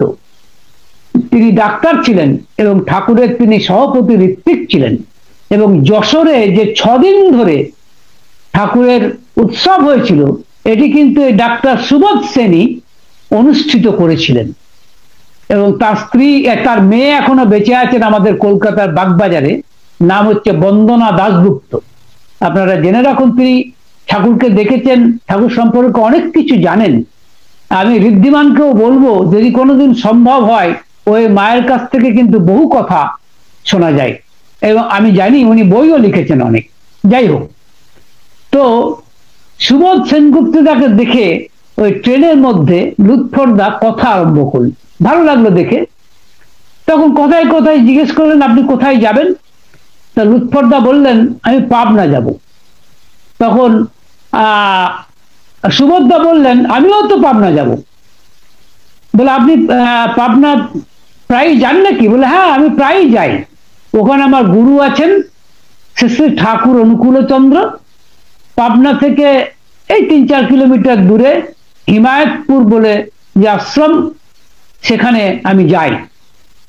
তো আপনি কি নতুন যাচ্ছেন, এই প্রথম যাচ্ছেন? লুৎফরদা বললেন, হ্যাঁ, আমি তো এই প্রথম যাচ্ছি, আমি তো পাবনা কিছু চিনি না। তা আপনি একটু যদি আমাকে দেখিয়ে শুনিয়ে দেন তাহলে ভালো হয়। তখন সুবোধদা জিজ্ঞেস করলেন, বললেন, তো আপনি এক কাজ করতে পারেন কি, আপনি আমাদের আশ্রমে থাকতে পারেন, যেতে পারেন, কোনো অসুবিধা নেই। তখন লুৎফরদা বললেন, দেখুন ব্যাপার কি জানেন, আমি তো মুসলমান, আমাকে কি আপনাদের হিন্দুদের আশ্রমে থাকতে দেওয়া হবে বা থাকাটা উচিত হবে? সুবোধদা বললেন, ডাক্তার সুবোধ সেন, যে আমার গুরুদেব শ্রী শ্রী ঠাকুর অনুকূলচন্দ্র বলেন যে একজন খাঁটি হিন্দু, একজন খাঁটি মুসলমান, একজন খাঁটি খ্রিস্টানের মধ্যে কোনো তফাৎ নেই। ধর্ম এক, আর তার কোনো প্রকার হয় না। মত বহু হতে পারে, কিন্তু ধর্ম এক। কাজেই আপনি নিঃসন্দেহে আমাদের হিমায়তপুর আশ্রমে যেতে পারেন এবং থাকতে পারেন। তখন লুৎফরদা বললেন, ঠিক আছে, আমি তো খুব খুশি হলাম, আমি এরকম জানতাম না। তো লুৎফরদা গেলেন ওই পাবনাতে এবং ঠাকুরকে দর্শন করে খুব আনন্দিত হলেন। মানে ভাবতেই পারছেন না যে সত্যিই তো এখানে হিন্দু, মুসলমান, খ্রিস্টান সবাই রয়েছে, সবার সমস্ত মতের মানুষের এটা যেন এক মহা মিলন ক্ষেত্র। খুব ভালো লেগেছিল। তো তিনি ঠাকুরের বেশ কিছু বই টই কিনেছিলেন। তারপরে উনি জিজ্ঞাসা করছিলেন সুবোধদাকে যে এখানে কি আমি নামাজ পড়তে পারবো?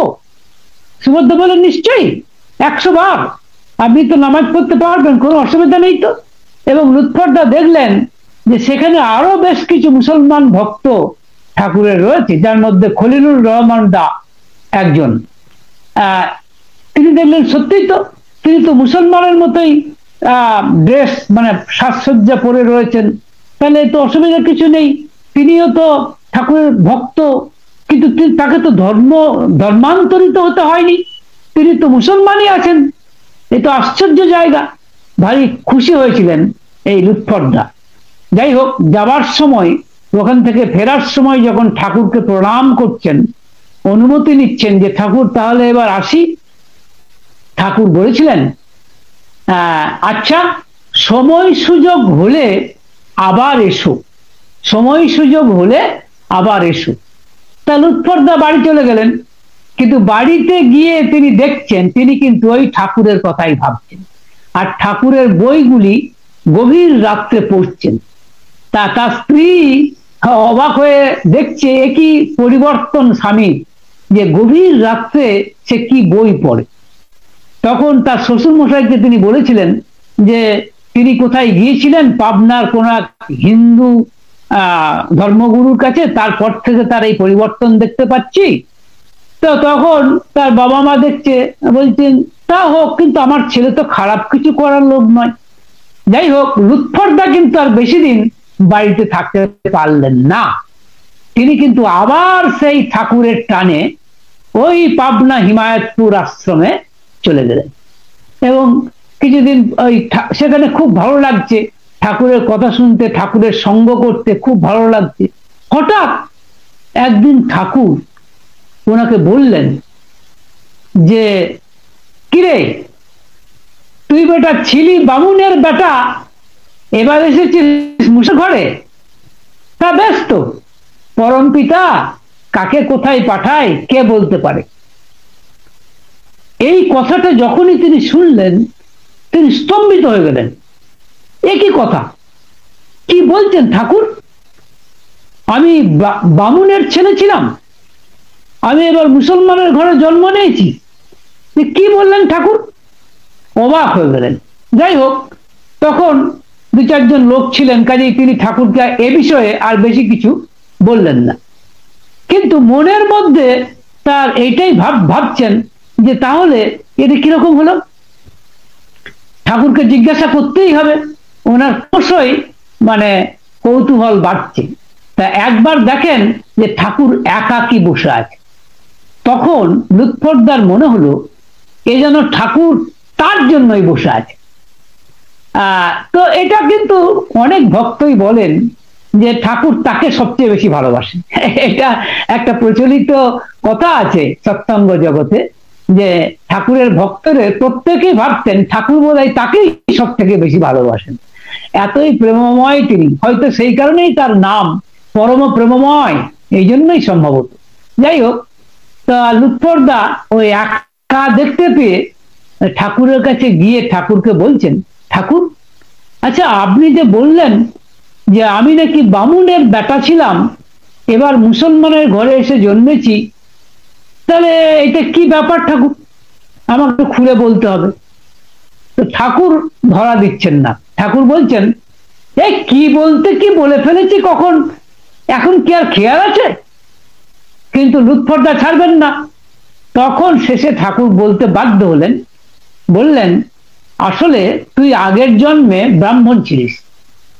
হ্যাঁ, তোর নাম ছিল গোপালচন্দ্র ভট্টাচার্য, আর তোর বাড়ি ছিল অমুক জায়গায়, আর তোর স্ত্রী এখনো বেঁচে আছে, তোর জন্য খুব দুঃখ করে, আর তোর দুই ছেলে আছে, বড় ছেলে চাকরি করে আর ছোট ছেলে চাষবাস নিয়ে থাকে। তখন তো লুৎফরদা ক্রমশই কৌতূহলী হয়ে পড়ছেন। তখন লুৎফরদা বললেন যে ঠাকুর, তাদেরকে আমি দেখা পাবো? ঠাকুর বললেন, ও তো পূর্বজন্মের ব্যাপার, এখন আর দেখা হলে তুই তো মায়ায় জড়িয়ে পড়বি, সেটা কি ঠিক হবে? লুৎফরদা বললেন, না ঠাকুর, মায়ায় জড়িয়ে পড়বো হয়তো আপনি বলছেন ঠিকই, কিন্তু আপনার দয়ায় আমি দেখতে চাই যে সত্যি সত্যি এই ঘটনা ঘটেছে কিনা, বা আমার স্ত্রী বেঁচে আছে কিনা। আপনি যে বলছেন বেঁচে আছে এবং আমার দুই ছেলে আছে, এটা সত্যি কিনা আমার খুব দেখার ইচ্ছা ঠাকুর। তখন ঠাকুর বললেন, আচ্ছা শোন, তাহলে তোকে বলি, তোর একটা কাজ বাকি আছে। বলে কি? যে কাজ হচ্ছে এই যে তুই, তোর বাড়িতে একটা আমলকি গাছ ছিল, সেই গাছ থেকে 10 হাত দূরে মাটির মধ্যে তুই এক রূপোর একটা ঘটিতে প্রচুর রূপোর মুদ্রা টাকা জমিয়ে রেখে এসেছিলিস। সেই টাকাটা কিন্তু তোর হঠাৎ মৃত্যু হয়েছিল বলে, দুদিনের জ্বরে তোর মৃত্যু হয়েছিল বলে তুই তাদেরকে দিতে পারিসনি। তা সেই টাকাটা তুই তোর ওই বৃদ্ধা স্ত্রী এবং দুই ছেলেকে বন্টন করে দিয়ে আয়, এটা তোর একটা কাজ, ওইটা করে চলে আসবি। তখন লুৎফরদা বললেন, আগে ঠিক আছে, কিন্তু ওরা কি আমাকে চিনতে পারবে ঠাকুর? ওরা যদি আমাকে না চিনতে পারে, এবার আমি বা চিনবো কি করে? তখন ঠাকুর তাকে কানে কানে দু একটি কথা বলেছিলেন যে যদি প্রয়োজন হয় তাহলে বলবি, না হলে বলবি না।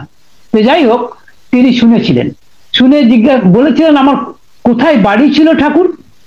সেই বাড়ির কথাটা, বাড়ি কোথায় ছিল সেটি ঠাকুর বলে দিয়েছিলেন, কিন্তু কিভাবে যেতে হবে, কোথায় সেটা অবস্থিত, সেটা কিন্তু বাংলাদেশেই, বর্তমান বাংলাদেশেই, সেটা কিন্তু তিনি ঠাকুর কিন্তু বলেননি। তো ঠাকুরের আশীর্বাদ নিয়ে তিনি অনুসন্ধান করতে গিয়েছিলেন যে ঠাকুর যা বললেন তা কতদূর সত্য, এবং ঠাকুর যা আদেশ দিলেন যে ওই করে দেওয়ার কথা, সেইটা তিনি করার জন্য তিনি কিন্তু গেলেন, ওই রিস্ক নিয়েই গেলেন।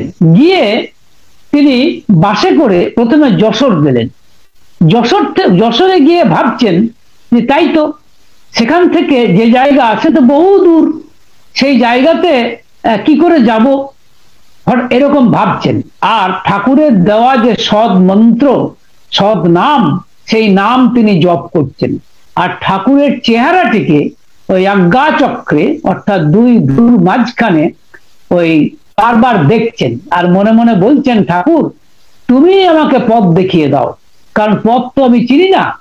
হ্যাঁ, মানে রবীন্দ্রনাথেরও দেখবেন একটা গান আছে যে মানে মোর হাত ধরে তুমি নিয়ে চলো সখা, আমি তো এ পথ চিনি না। হ্যাঁ, তো মানে তিনি বলছেন আমাকে তুমি পথ দেখাও। হঠাৎ দেখছেন যে একটি বৃদ্ধ ভিখারি এসে তার কাছে কিছু চাইছে, মানে ভিক্ষা চাইছে। তখন লুৎফরদা যাই হোক পকেট থেকে একটু পয়সা দিয়েছেন তাকে, দিয়ে আস্তে আস্তে চলে যাচ্ছে। হঠাৎ লুৎফরদা বললেন যে এই শুনুন ভাই, নাকি, মানে মনে মনে ভাবছেন যে এই ভিখারিরা তো বিভিন্ন জায়গায় ভিক্ষা করে বেড়ায়, এরা হয়তো ওই জায়গার হদিশ দিলেও দিতে পারে। তো তখন তিনি বললেন যে আচ্ছা অমুক জায়গার নাম শুনেছ? তখন হ্যাঁ, আপনাদের বলে রাখি পুরো ব্যাপারটা কিন্তু আপনারা এই বই থেকে জানতে পারবেন। এই হিমায়তপুর ধাম থেকেই এবারে দোল উৎসবে এই বইটি উদ্বোধন হওয়ার কথা আছে। সেটা বাস্তবে সম্ভব হবে কিনা জানি না, যদি হয় তাহলে এই বইটা থেকে আপনারা জানতে পারবেন। সেই জায়গার নাম, প্রত্যেকটি ব্যাপারে ডিটেলস বলা আছে। তো যাই হোক, ওই ভিখারি কিন্তু বললেন হ্যাঁ আমি চিনি, আপনি প্রথমে এক কাজ করুন, এই একটা বাস আছে যেটা জিকর গাছা যাচ্ছে, সেই জিকর গাছা থেকে, জিকর দহ না জিকর গাছা, সেইখান থেকে আপনাকে যেতে হবে রিক্সাতে, সেই রিক্সা থেকে হেঁটে যেতে হবে সেই জায়গা। এই কথা শুনে ওই ভিখারির কথাকে বিশ্বাস করে আমাদের লুৎফরদা জিকরদহ বা জিকরগঞ্জ যাবার বাসে উঠে পড়লেন। উঠে পড়ে সেখানে নেমে দেখছেন সত্যি একজন রিক্সাওয়ালা দাঁড়িয়ে আছে। সেই রিক্সাওয়ালাকে বললেন ভাই তুমি অমুক গ্রাম চেনো? রিক্সাওয়ালা বললেন হ্যাঁ চিনি, আমি আপনাকে নিয়ে যাব, চলুন। আপনি উঠুন। উঠলেন এবং অনেকটা নিয়ে যাওয়ার পরে বললেন এখান থেকে প্রায় 3 কিলোমিটার, কিলোমিটার তো নয় তখন বলছেন মাইল আর কি, 3 মাইল যেতে হবে। তো সেখানে যাওয়ার তো রাস্তা নেই, আপনাকে এই মাঠের মধ্যে হেঁটে হেঁটে যেতে হবে। তো তখন পরন্ত বিকেল, কারণ তিনি ভোরবেলায় শুরু করেছেন যাত্রা। তো যাচ্ছেন হেঁটে হেঁটে, তো একটি পুকুরের সামনে দেখছেন যে একটি গরু ঘাস খাচ্ছে আর এক ভদ্রলোক বসে আছে। তাকে জিজ্ঞাসা করছেন যে আচ্ছা অমুক ভট্টাচার্যের বাড়ি কি জানেন কোথায়? এই গ্রামে শুনেছি। তখন সেই ভদ্রলোক বলছেন হ্যাঁ, ও আপনি যার কথা বলছেন গোপাল ভট্টাচার্য, তাকে আমরা কানাই নামে চিনি, সে আমার বন্ধু ছিল, আমার বন্ধু লোক ছিল, সে মাত্র 2 দিনের জ্বরে মারা গেল। তা যান চলুন, ওই গ্রামে তো আমারও বাড়ি, তা চলুন আমি আপনাকে বাড়ি দেখিয়ে দিচ্ছি। ওই বাড়িতে তার স্ত্রী, বৃদ্ধা স্ত্রী আছেন, বারান্দায় বসে থাকেন, খুব কম কথা বলেন, তা চলুন আমি দেখিয়ে দিচ্ছি। তো তিনি গিয়ে সেই বাড়িটা দেখিয়ে দিলেন, দিয়ে তিনি চলে গেলেন। তা লুৎফরদা দেখছেন যে বারান্দায় এক বৃদ্ধা বসে আছে, অনেকক্ষণ ধরে তাকিয়ে ভাবছেন, আশ্চর্য তো, ঠাকুরের কথা এইভাবে অক্ষরে অক্ষরে মিলে যাচ্ছে, তো এই আমার পূর্বজন্মের স্ত্রী, আশ্চর্য তো। তখন হ্যাঁ, এই প্রসঙ্গে এই গল্পে যাওয়ার আগে আপনাদের একটা কথা বলি। হাউজারম্যানরা, আপনারা জানেন আমেরিকান ভক্ত, হাউজারম্যান বলে একজন ভক্ত, তার মা ঠাকুরকে জিজ্ঞাসা করেছিলেন যে পূর্বজন্মের কথা জেনে লাভটা কি, পূর্বজন্মের কথা জেনে লাভটা কি। ঠাকুর উত্তর দিয়েছিলেন যে লাভ আছে, লাভ এই যে পূর্বজন্মের ব্যাপার যদি আমি জানতে পারি, সেখানে কি কি ভুল হয়েছিল, সেই ভুলগুলো আর ভবিষ্যতে করব না, আর ভালো কাজ যেগুলো করেছিলাম সেগুলো আরো ভালো করে কি করে করতে পারি সেটা আমরা জানতে পারি বা বুঝতে পারি। তাই পূর্বজন্ম জানার প্রয়োজনীয়তা বা লাভ আছে। তো যাই হোক, এই লুৎফরদা, সুতরাং আপনাদের বলি যে জন্মান্তরবাদ কিন্তু জানাটা কিন্তু এমনি এমনি নয়, তার একটা অত্যন্ত মানে ব্যবহারিক প্রয়োজনীয়তা আমাদের জীবনে আছে, এবং আমাদের বুঝে দেখা দরকার যে আমরা ছিলাম, আমরা আছি এবং থাকবো, এবং শেষ পর্যন্ত ওই ঠাকুরের কথা অনুযায়ী ওই প্রাইম ফ্যাক্টর বা ব্রহ্মেই উপনীত হব। যাই হোক, আমি আসল কথায় আসি। তো সেই লুৎফর রহমানদা দেখছেন যে সেই পূর্বজন্মের স্ত্রী বৃদ্ধা মাটি রয়েছেন, আর তখন লুৎফরদা পূর্ণ যুবক, তা ভাবছেন ওই কি করে কথা আরম্ভ করবেন। তাই মা, বৃদ্ধা মাটি তখন বলছেন, তুমি কে বাবা? মুসলমানের ড্রেস পরে আছেন তিনি। তখন লুৎফরদা বলছেন, আমি এসেছি পাবনা হিমায়তপুরের শ্রী শ্রী ঠাকুর অনুকূলচন্দ্র সৎসঙ্গ আশ্রম থেকে। তখন ওই বৃদ্ধা জিজ্ঞাসা করছেন, মানে অবাক হয়ে গেছেন, কারণ বিশেষ করে মুসলমান, তিনি একজন হিন্দু আশ্রম থেকে আসছেন, এটি তিনি যেন বিশ্বাস করতে পারছেন না। যাই হোক, তিনি এসে বলছেন যে তা তোমার কি ব্যাপার বাবা? তিনি বসেছেন, লুৎফরদা বসে ভাবছেন, ঠাকুরকে ভাবছেন এবং চিন্তা করছেন যে তুমি আমার মুখে কথা জুগিয়ে দাও, কারণ কি করে আমি কথা শুরু করব আমি সেটাই ভাবছি। যাই হোক, অনেক পরে তিনি জিজ্ঞাসা করলেন যে, হঠাৎ তিনি জিজ্ঞাসা করলেন যে আপনার যে, হঠাৎ উনি বলেই ফেললেন যে ছোট বাবু এখন কেমন আছে। এই যে ছোট বাবু, এই কথাটা কিন্তু শুনে বৃদ্ধা একদম চমকে উঠলেন। তার কারণ একমাত্র ওর বাবাই ওই ছোট ছেলেকে ছোট বাবু বলে ডাকতেন। তখন বৃদ্ধা বলছেন, তুমি কি করে জানলে বাবা ছোট বাবুর কথা? তখন ওই লুৎফরদা নিজেই অবাক হয়ে যাচ্ছেন, কারণ ঠাকুর বলেছিলেন যে উষা বিষয় মন্ত্র সাধন, চলাফেরাই জপ, যথাসময় ইষ্ট নির্দেশ মূর্ত করাই তপ। এটা করলে কিন্তু আমাদের ব্রেনের সেন্টারে, অর্থাৎ মাথার সেন্টারে কিন্তু উদ্দীপন হয় এবং পূর্বজন্মের কথা পর্যন্ত মনে পড়তে পারে। এটা সম্ভব এই নাম ধ্যান করার মাধ্যমে। তো দেখুন, এই কথাটা কিন্তু ঠাকুর তাকে বলে দেননি, ওই নাম ধ্যানের ফলে হঠাৎ লুৎফরদার মুখে এই কথাটা বেরিয়ে গেল যে ছোটবাবু কেমন আছে। তারপরে তিনি বললেন যে আচ্ছা, বড় খোকার কি এখনো ওই অজ্ঞান হয়ে যাবার রোগটা আছে? এখনো কি সে মাঝে মাঝে অজ্ঞান হয়ে যায়? তখন বৃদ্ধা একেবারেই চমকে উঠেছেন।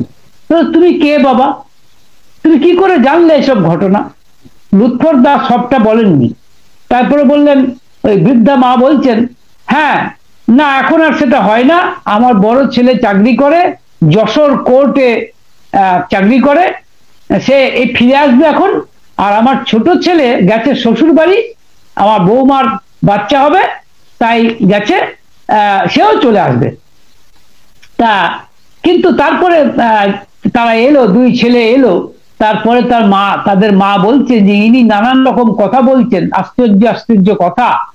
তা তখন ওই ছেলে দুটি জিজ্ঞাসা করছেন যে আপনি কি জন্য এসেছেন? তখন লুৎফরদা বললেন যে আমার গুরুর একটা নির্দেশ আছে, নির্দেশ হচ্ছে এই যে তোমাদের এখানে কিছু গুপ্তধন আছে, টাকা, সেটিকে তোমাদের মধ্যে বন্টন করে দেওয়াই আমার কাজ, সেইটা করার জন্য আমি এসেছি। তখন তখন বলছেন, কিন্তু আপনি কে?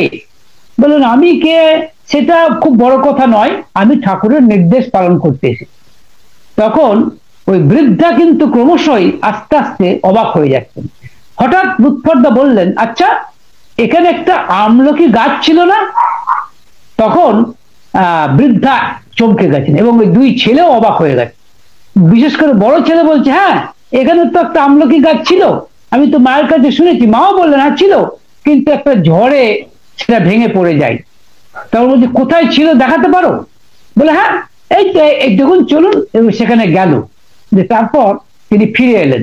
ফিরে আসার পরে তিনি বললেন যে এইখান থেকে 10 হাত দূরে মাটির মধ্যে একটা রূপোর ঘটি পোতা আছে, তো সেটাকে তোমরা খুঁড়ে বার করো। তো ছোট ছেলে দেখা গেল যে সে বেশি ইন্টারেস্টেড এবং সে কোদাল নিয়ে ওই মাটি কুপিয়ে ওই কাটছে, কিন্তু খুঁজে পাচ্ছে না। কিন্তু ভাবছেন যে অনেক দিন আগেকার কথা তো, তাই বলছেন আরেকটু খোঁড়ো, নিশ্চয়ই পাওয়া যাবে। এবং পাওয়া গেল একটা রূপোর ঘটি।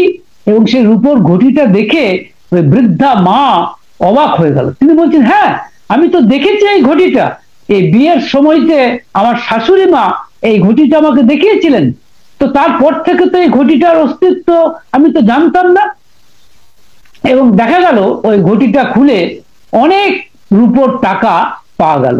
তো সেই রূপোর টাকা পাওয়া যাওয়ার পরে ওদের ওই বড় ছেলে বলছে যে, আচ্ছা এটা তো আপনার জন্যই পাওয়া গেল, তা আপনি কিছু নিন এই টাকা, এই এই এই টাকা তো আপনারই, আপনি যখন ব্যবস্থা করে দিলেন আমাদের, তা আপনি কিছু নিন। তখন লুৎফরদা বললেন একটা আশ্চর্য কথা, বললেন, বাবা এই ধনে আমার কোনো প্রয়োজন নেই, কারণ আমি যে ধন পেয়েছি তার তুলনায় এ ধন একান্তই অকিঞ্চিতকর, এটা আমার কাছে কিছুই নয়। আমি শ্রী শ্রী ঠাকুর অনুকূল চন্দ্ররূপ ধনকে পেয়েছি, আর তারই নির্দেশে আমি এই ধন তোমাদেরকে এবং তোমার মাকে এই ধন বন্টন করে দেওয়ার জন্য এসেছি। এই কাজ আমার আপাতত শেষ হলো। তখন ওই বৃদ্ধা ওই ছেলে দুটিকে বলছেন, তোরা একটু যা তো, সরে যা তো, আমার কিছু কথা আছে। তখন হঠাৎ ওরা সরে গেল। তো এই মাটি বলছেন তাকে, আচ্ছা বলো তো বাবা আমার নাম কি? তখন আশ্চর্য, আপনাদের বোধহয় বলেছিলাম, আপনাদের মনে আছে, ঠাকুর কানে কানে দু একটি কথা বলেছিলেন। তখন হঠাৎ মনে পড়ে গেল লুৎফরদার, ইস ভাগ্যে ঠাকুর কানে কানে আমাকে বলেছিলেন, তা নাহলে তো ফেল করে যেতাম, পরীক্ষায় একেবারে ফেল করে যেতাম। তখন তিনি বললেন, তোমার নাম সরমা। বৃদ্ধা অবাক হয়ে তারপরে বললেন, তা একটা কথা বলতে পারো বাবা? বলে, কি? আচ্ছা আমার স্বামী আমাকে কিভাবে ডাকে? তখন লুৎফরদা এটাও কিন্তু দয়াল ঠাকুর তাকে জানিয়ে দিয়ে বলছেন, ভাবছেন যদি দয়াল ঠাকুর এর কথা জানিয়ে না দিতেন তাহলে আমি নির্ঘাত ফেল করে যেতাম, শুধু তাই নয় এও তো বিশ্বাসে। তখন তিনি ওই মাকে বললেন যে তোমার স্বামী তোমাকে লজ্জাবতী বলে ডাকতো। আমি আপনাদের বলে রাখি, সরমা কথাটা ওই সরম থেকে এসেছে। সরম মানে লজ্জা বলে না, তা স্বাভাবিকভাবেই স্বামী স্ত্রীর ব্যাপার, একান্ত গোপনীয় ব্যাপার, কিন্তু স্বামী তাকে লজ্জাবতী বলতো, কিন্তু এটা একমাত্র স্ত্রী ছাড়া আর কেউ জানার কথা নয়। তখন কিন্তু বৃদ্ধা গলায় আঁচল দিয়ে লুৎফরদাকে একেবারে প্রণাম করলেন। প্রণাম করে বললেন, দুই ছেলেকে চিৎকার করে ডেকে বললেন, এই দেখ তোদের বাবা এসেছে। আমি আশ্চর্য হয়ে গেছি, আমি প্রতিদিন ভগবানের কাছে প্রার্থনা করতাম যে এত কম বয়সে আমার স্বামীর অকাল মৃত্যু হলো, মৃত্যুর পরে যেন তুমি তার সাথে আমার মিলন ঘটিয়ে দিও। তো দয়াল ঠাকুর আমাদের এতই দয়াল যে মৃত্যুর পরেও যেতে হলো না, এই জন্মেই আমার সাথে আমার স্বামীর মিলন ঘটিয়ে দিলেন বলে বৃদ্ধা মা কান্নাকাটি করতে শুরু করলেন। তো যাই হোক, সেই রাত্রিতে তিনি ওই বারান্দাতেই থাকলেন। তারপরে ভোর রাত্রি মানে কি, তখন প্রায় মানে মানে মানে তখন জাস্ট লাল হয়েছে আকাশ। হঠাৎ লুৎফরদা শুনছেন, এই লুৎফর, এবার উঠে পড়, না হলে মায়ায় জড়িয়ে পড়বি। এবং সত্যি সত্যি লুৎফরদা সঙ্গে সঙ্গে উঠে পড়লেন। উঠে পড়ে দেখলেন যে সবাই ঘুমে অচেতন। তা ওই যে বৃদ্ধা, যে নাকি তার পূর্বজন্মের স্ত্রী ছিল, তিনিও ঘুমে অচেতন। এবং তাকে অনেকক্ষণ ধরে তিনি দেখলেন, দেখে ভাবলেন এই তো আমার স্ত্রী, পূর্বজন্মের স্ত্রী ছিল, কিন্তু আমি যদি বেশিক্ষণ থাকি তাহলে সত্যি সত্যি ওই ঠাকুরের কথা অনুযায়ী আমি কিন্তু মায়ায় জড়িয়ে পড়ব। সুতরাং আর ঠাকুর আমাকে সাবধান করে দিয়েছেন যে মায়ায় জড়িয়ে পড়িস না। তোর সত্যি সত্যি আমাদের জীবনই হচ্ছে ভগবান লাভ, আর আমরা জন্ম জন্মান্তরের মাধ্যমে আস্তে আস্তে ভগবান লাভ করবই, কেউ আগে কেউ পরে, কিন্তু সবাই করবে। ঠাকুর তো বলছেন যে প্রাইম ফ্যাক্টর অর্থাৎ ব্রহ্মে উপনীত হওয়াটাই তো আমাদের উদ্দেশ্য, যেটাকে বাঁচা এবং বাড়া। আমি আপনাদের আবার বলছি যে ঠাকুর ধর্মের যে সংজ্ঞা দিয়েছেন, একটু আগে আমাদের শ্রদ্ধেয় সভাপতি দাদা যেটি বলছিলেন যে বাঁচা বাড়া, এই বাঁচা বাড়ার কথাটা মানেটা ভালো বুঝতে হবে। কিন্তু বাঁচা মানে সত্যিকারের বাঁচা, সত্যিকারের বাঁচা মানে ইষ্ট হয়ে বাঁচা, অর্থাৎ সদ্গুরুকে জীবনের একমাত্র সম্বল করে এবং জীবনের একমাত্র তাকেই কাণ্ডারি করে বেঁচে থাকার নামই হচ্ছে সত্যিকারের বেঁচে থাকা, আর সে তাকেই বলে ধর্ম। কিন্তু শুধু বেঁচে থাকাটাই ধর্ম নয়, বেড়ে ওঠাটাও ধর্ম। তাই ঠাকুর বাড়ার কথা বললেন। এবং বাড়া মানে বিবর্তন, বিবর্তন মানে আমি আগের জন্মে যেমন ছিলাম আমি যেন এই জন্মে তার চেয়ে অন্তত একটু আরো ভালো হই, আরো যেন ঈশ্বরের দিকে এগিয়ে যায়। আর পুরুষোত্তম যিনি, তিনি তো ভগবানের একেবারে নরনারায়ণ বিগ্রহ। সুতরাং তার প্রতি যদি আমি আসক্ত হতে পারি, তাহলে আমার সম্বেগকে, আমার মানে যেটাকে বলে ধারণ পালনী যে সম্বেগ, সেটা যদি অন্য প্রবৃত্তিগুলির থেকে সরিয়ে নিয়ে আমি যদি আমার ঠাকুর অনুকূলচন্দ্রের উপর ফেলতে পারি, তাহলেই কেল্লা ফতে, আর কিচ্ছু লাগবে না, এতেই আমার সব হয়ে যাবে। কিন্তু মুশকিল হচ্ছে আমি পারছি না, আমার চেষ্টা করছি, আমিও পারছি না। অনেকেই আমার মতো পারছেন না, কিন্তু ভয় পাওয়ার কিছু নেই হয়তো। এবং কারণ কি বললেন ঠাকুর, কি বললেন, ডিসকন্টিনিউটি আছে কিন্তু ক্রমাগতিও আছে। হয়তো মাঝে মাঝে আমরা হয়তো মুখ থুবড়ে পড়ে যাচ্ছি, চলতে চলতে মুখ থুবড়ে পড়ে যাচ্ছি, কিন্তু পড়ে গেলেও আবার ওঠার রাস্তা আছে। তাই ঠাকুর সত্যানুসরণে বলেছেন যে এগিয়ে চলো, চলো এগিয়ে চলো, পিছন ফিরে তাকিও না যে কত দূর এগিয়েছো, তাহলে আবার পিছিয়ে পড়বে। আর রাস্তা ভেবেই ক্লান্ত হয়ে পড়ো না, কারণ এই রাস্তায় যেতে হবে, এই জন্ম জন্মান্তরের রাস্তা দিয়েই কিন্তু আমাদের যেতে হবে। এই লুৎফরদা, যিনি একসময় ব্রাহ্মণ সন্তান ছিলেন, তিনি কিন্তু পরবর্তী ক্ষেত্রে দেখছি আমরা মুসলমানের ঘরে জন্ম লাভ করেছেন। কিন্তু তাতে কি হয়েছে? তাতে তো কোনো ক্ষতি হয়নি। ঠাকুর অনুকূলচন্দ্রের পাঞ্জা তিনি পেয়েছেন, তিনি সভাপতি ঋত্বিক হয়েছেন, হ্যাঁ, এবং এই জন্মে তিনি আরো তর হতে পেরেছেন। এবং আমার দৃঢ় ধারণা যে লুৎফরদা কিন্তু পরবর্তী ক্ষেত্রে হয়তো আর জন্ম নেওয়ার প্রয়োজনই হয়নি, হয়তো তিনি সরাসরি ওই শ্রী শ্রী ঠাকুরের রাতুল চরণেই হয়তো মানে তার স্থিতি লাভ করেছেন। আর এটাই তো আমাদের কাম্য। আমরা তো মোক্ষ চাই, মোক্ষ মানে মুক্তি চাই। মুক্তিটা কিসের মুক্তি? এই যে জন্ম মৃত্যুর চক্র, অর্থাৎ জন্মাচ্ছি, বড় হচ্ছি, বুড়ো হচ্ছি, আবার মারা যাচ্ছি, আবার জন্ম নিচ্ছি, উপায় নেই, এর হাত থেকে কিন্তু উপায় নেই। এবং ঠাকুরের বাণীও আছে, এবং আমরা জানি যে মৃত্যুর সময় যে ভাব ধরে আমরা জীবন এই দেহটাকে ত্যাগ করি, সেই ভাবেরই অনুসরণে সেরকম বাবা মা পেলে আমরা সেখানে গিয়ে আবার দেহ ধারণ করি।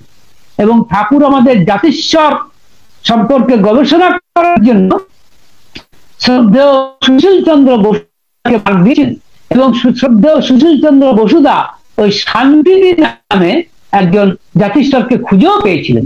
তিনি কিন্তু এ জন্মে কায়স্থ হয়ে জন্মেছিলেন, পূর্বজন্মে ব্রাহ্মণ ছিলেন।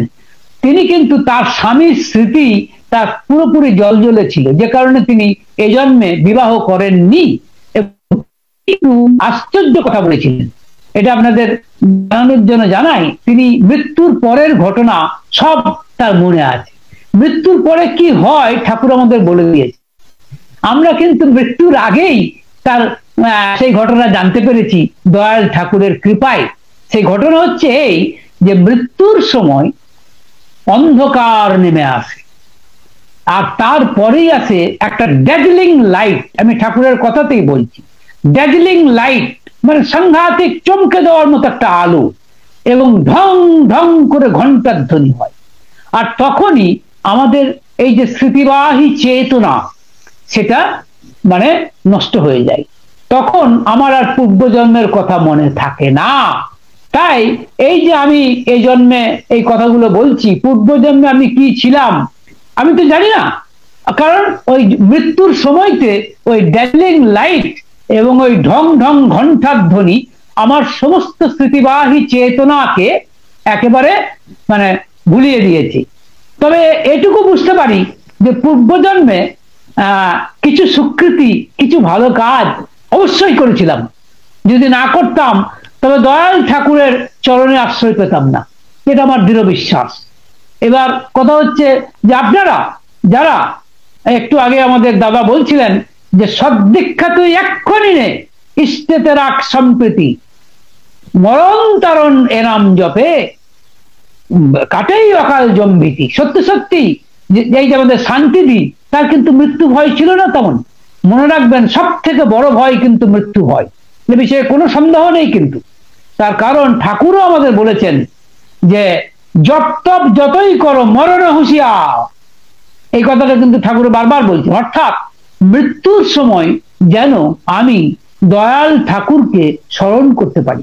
আমাদের শাস্ত্র যে উপনিষদ সেও বলছে কৃতস্বরের কথা। কৃতস্বর মানে মৃত্যুর সময় তুমি জীবনে যা ভালো কাজ করেছো সেগুলো স্মরণ করতে হয়।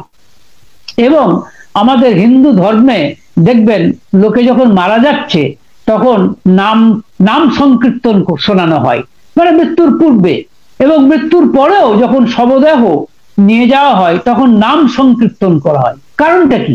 কারণ এই যে এই নাম সংকীর্তন করলে এই নামের স্পন্দন, এই শব্দের স্পন্দন যেন তার আত্মা গ্রহণ করতে পারে এবং তার যেন ঊর্ধ্ব গতি হয়, অর্থাৎ তার যেন ভালো বিবর্তন হয়, সে যেন ঈশ্বরকে স্মরণ করতে পারে।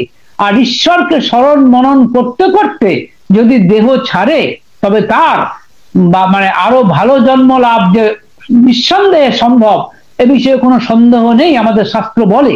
কিন্তু মনে রাখবেন মরণকালে হরিনাম করলে বিশেষ খুব একটা লাভ হয় না। একেবারে মন্দের মানে একেবারেই খারাপটা বলছি না, কিন্তু এমনকি বৃদ্ধ অবস্থাতেও যদি কেউ ঠাকুরের দীক্ষা নেন তার সেটাও ভালো, সেটাও খারাপ নয়। কিন্তু একেবারে ওই যে বলছিলাম না যে আধো কথার সময় থেকে করে করিয়ে যা শেখাবি সেটাই হবে মক্ষম ছেলের, হিসাবে চল নয় পস্তাবি, এই যে ঠাকুর বাণীটি দিয়েছেন, একেবারে একটি ছেলে যখন তার মোটামুটি জ্ঞান হতে শুরু করলো তখন থেকে যদি এই সদ্নাম তাকে দান করা যায় তাহলে সে ভাগ্যবান।